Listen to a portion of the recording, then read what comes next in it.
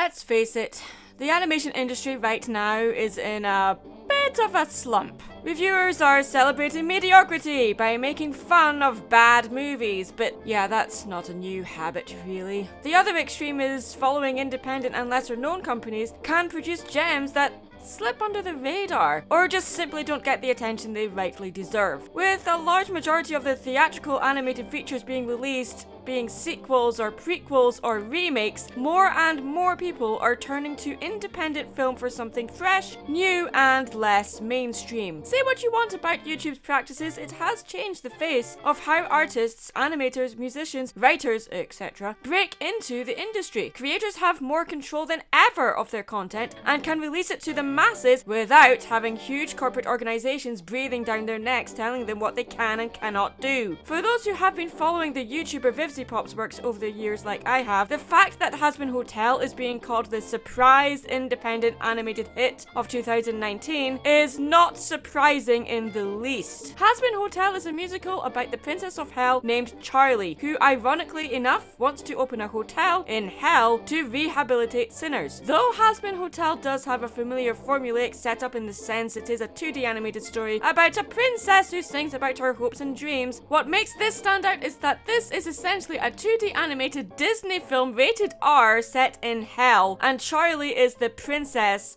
of hell. It has clear influences of Broadway musicals as well as classic horrors, and of course several nods to Looney Tunes, Tex Avery, Disney as well as anime. To me, this would appeal to fans of shows like Invader Zim or Adventures of Billy and Mandy, but this is a short that hammers home the point that animation is not just for children. In fact, most fans of animation these days are adults, and this short is very adult. It has cussing, sexual innuendos, and breaks barriers in representing LGBT characters, as 3 of the main cast are LGBT, while also not being painfully braggish about this fact, for the most part anyway. Since this is a pilot, it's not perfect by any means, and the story seems to have an odd structure. It opens with a purge in hell as seen from the perspective of Charlie, but it's never really explained till later that this is a purge due to overpopulation. To me, while I was watching it, I figured this was just happening because it's hell. Bad things happen here, and bad people say and do bad things.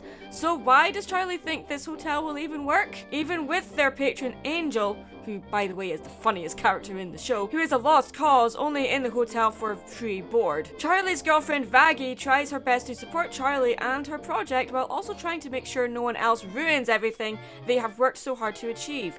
Believing that life is not a musical, Vaggie keeps Charlie grounded and attempts to not let her break into song to humiliate herself on national television. Of course she fails that and gets humiliated anyway. Though the character who steals the show is the radio demon named Alistair, who is now my new 2D animated crush, who turns up near the end of the pilot to help run the hotel. He's there for the sole reason that he's bored, and saw an opportunity not only to be entertained by the hotel and its staff, but to also entertain others. Charlie accepts his help to Vaggie's frustration, and there we have the setup for a show I really hope gets picked up. For a pilot episode short, the animation here is abnormally fluid. There are simple, quick moments here and there that could have used a little more polish, and other areas that are overworked, making the pilot have some inconsistency in quality here and there. But overall, this was a wonderful pilot, and I hope to see more.